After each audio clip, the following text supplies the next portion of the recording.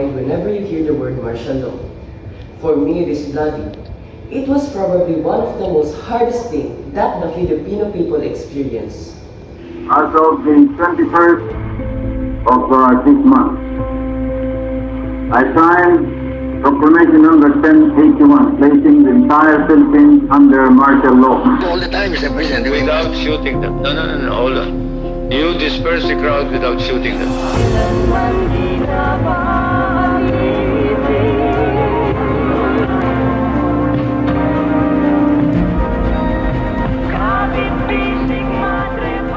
Today, for our project in social science, we are going to interview a few people about their experience and what they felt during the declaration of the martial law and during the People Powers Revolution.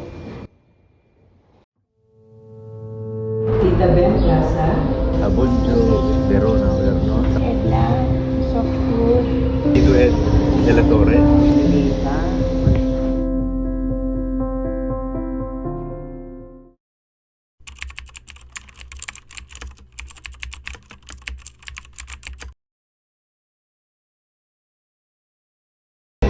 Ako si Tito Ed de la Torre, taga San Agustin.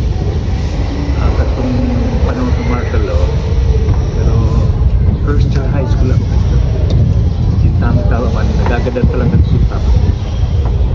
Maribaw ko na, chaotic ng maraya. And mayong ang freedom ng magkalaba ng madata sa against the gobyerno. Nasaan po kayo noong panahon ng EDSA People Power Revolution? Hiniyaon kami sa, actually, kadong People Power Revolution. Nagtatrabaho na ako sa DA. Pero magayon na katuta kung paano ito na precipitate, kung baga nangyari. So itong pakagada ni Ninoy Aquino. So pagpuliin natin, si Ninoy baga, bali sa itong critic ni President Marcos. I-detain siya, and then tanong asang liberty mo ng temporary makapasirin sa States para magpakulong. Kung yung pagbalik niya sa Philippines, ito, ginadan sa tagma, pero may man. So pagkagada ni Ninoy, ito ang trigger. Namulat ang mga tao kanto, mga Pilipino, na grabe na pala ang pigilibo sa dukang diktatorya ng Marcos ka. So, dumaan, kahali magayon na mara ang ano pa ito, kumbaga sa pelikula, turns talaga mara ang panahon ka ito. Ako ka ito, nagdalaw sa radyo, 24/7 na nag-ano. So, yan ka ito. Kahit na pinapadabok ka si Rigo Orasan, sagot si Enrile. Sa naghahali si Enrile na i-present na Marcos ka ito. So, muna, duman, nagbaliktad ng military pabor sa mga tao sa pangingiliti Cardinal Sin.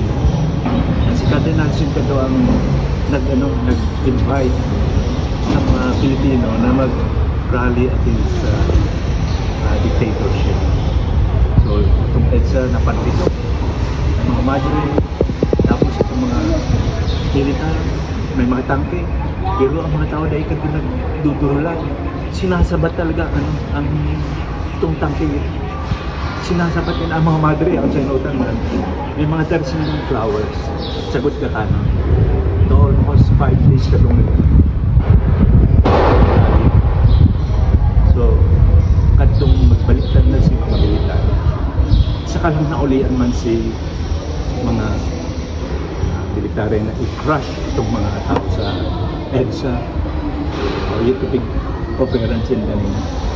Pero peace offering to mga kakano, mga flowers, and iba pa. And doon man nagkaigwang pagkakasaro ang mga tao. Kaya doon man nabuhay ang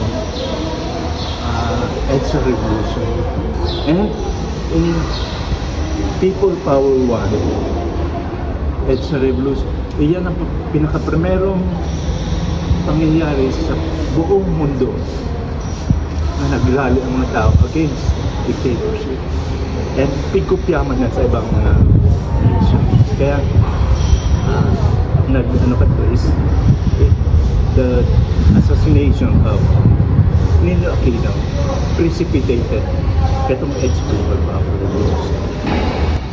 Ako po si Edla, soft food, may asawa, may mga anak. I was 40 years old during the People's Power Revolution. Thank you. Good morning to all. Sabi niyo, lumawak ka ba sa protesta? That's your question. Yan.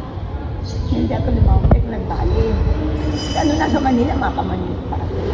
Nandito tayo, just pray. Pray, Lord. Mangalit lang. Yan, ang sabi ko,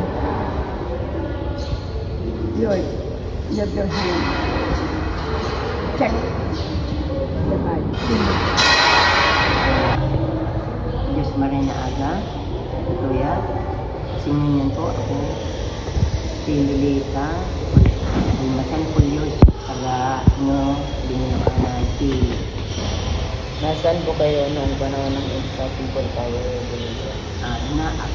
nung People Power Revolution noon, 72. 72. Tama. Dahil panganay ko. Yung nasa Manila kami. Nasa Manila. Nasa Pasig. Doon kami nakatira. Tapos nalaman ko na may revolution. Tapos, ang ginagawa ko dahil sa natakot man ako sa mga balitang araw kayo. Bicol lang, Tagalog. Kung ano pong preferred mo? Kasi, Tagalog nila. Ako na, ang una akong ginawa, nagdasal. Kasi importante ang dasal. Tapos, hindi lang pagdasal ng yung mga protesta, kundi yung mga isama sa revolution na sana pumalmasin sila sa kanilang mga damdamin.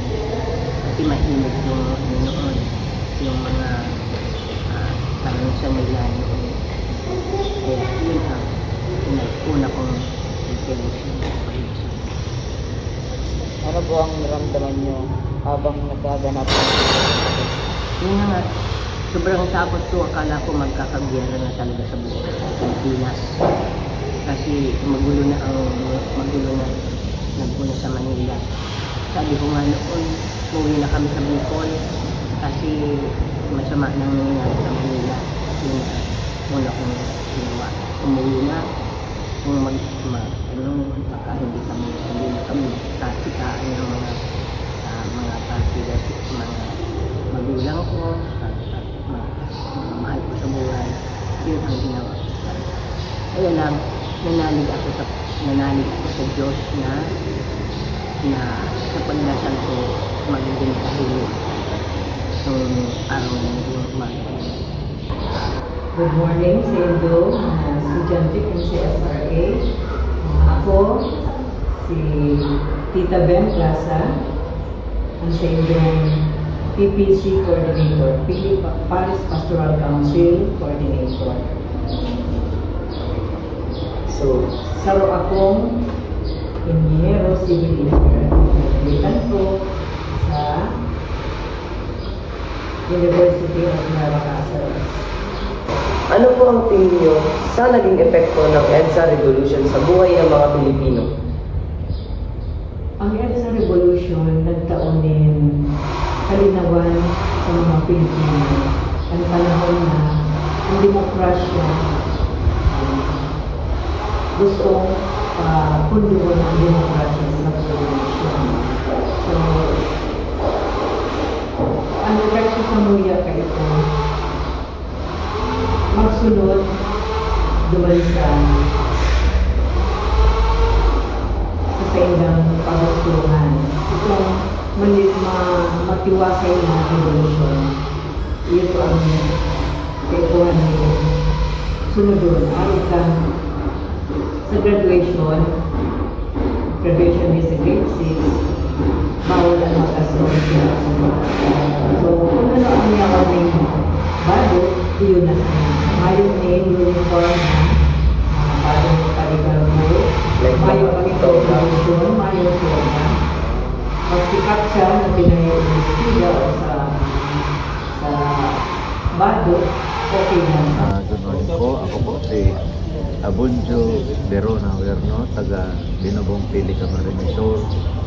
Kasi sa ngayon po, nag-serve as lay minister dito sa San Rafael Parish. Ano po ang naalala niyo tungkol sa mga pangyayari ng panahon?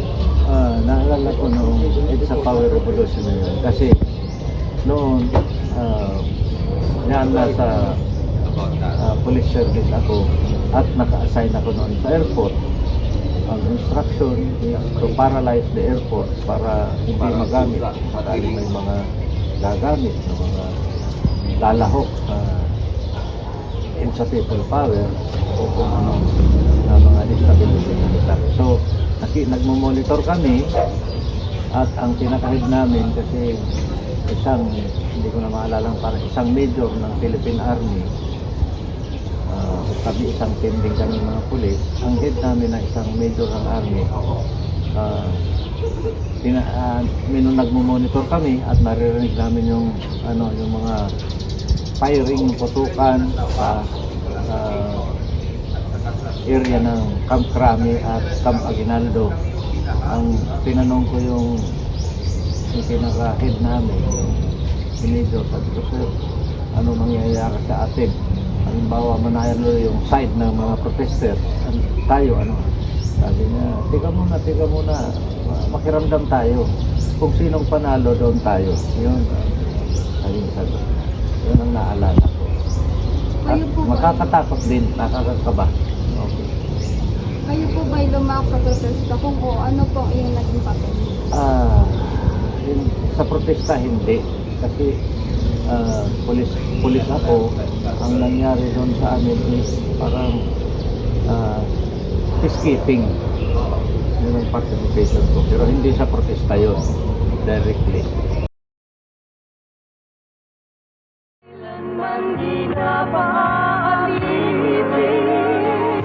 Martial law was declared 52 years ago at 7:17 p.m. It was the day that the Filipino people suffered and felt devastated. Former President Ferdinand Marcos Sr. claimed that it was the last defense against the rebellion of the Mindanao Independence Movement and in response to the communist threat posed by the CPP or the Communist Party of the Philippines. Sa kasalukuyang panahon, ano po ang aral na maaaring matutunan ng kabataan mula sa EDSA People Power Revolution? Yan sa Power Revolution, di ba kayang perang beses nag-revolve sa kasi pinaka-primero, ito ang successful na revolution na matahimik, parang sana, nag-grocery, naglakaw sila, pero igwang pig-aim na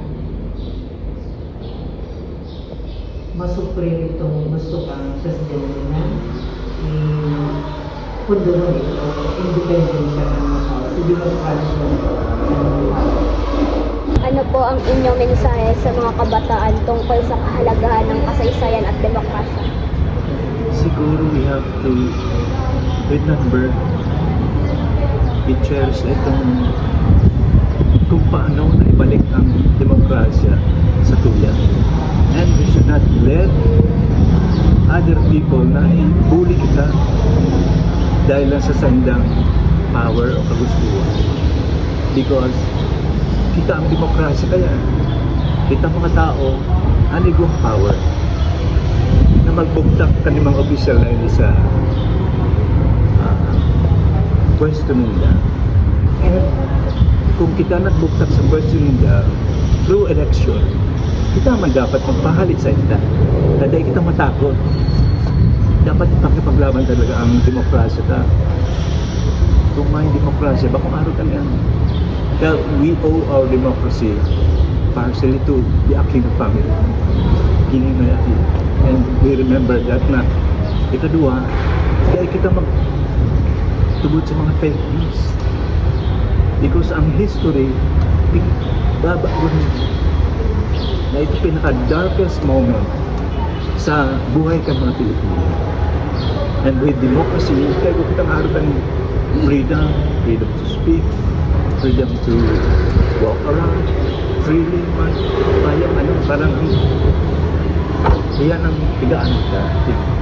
Kaya tigaan ako sa mga kabataan na makialam, makialam, dahil kapag tugutan ang mga fake news, ay kunay na istorya talaga, mayong magayon na idadara ang dictatorship.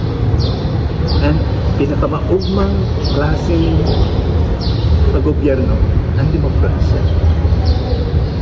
Pero malang Kristyanismo, libre ka. You are free to talk, speak up your mind, and maglakaw-lakaw sa lugar. Kaya yan, we have to defend sa mga kabataan. We have to defend democracy at all costs. Dahil kita matakot. Dahil kita masupok na magbo sa salitang para sa kuya, yan pinaka-best na klase ng governance.